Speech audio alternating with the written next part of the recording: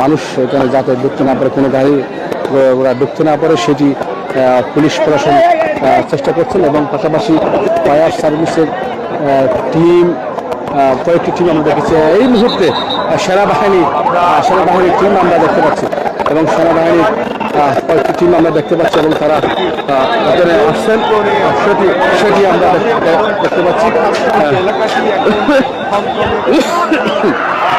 দর্শক, আমরা নিঃশ্বাস পর্যন্ত ফেলতে কষ্ট হচ্ছে এবং পুরো এলাকাতে দর্শক তীব্রতা বেড়ে গেছে এবং ভয়াবহ আগুনের তীব্রতা আমরা দেখতে পাচ্ছি। যখন এখানে গ্যাস লিকেজ হয় তখন থেকে ফায়ার সার্ভিস ফাইটিং করেই যাচ্ছে যে মানুষজন যাচ্ছে।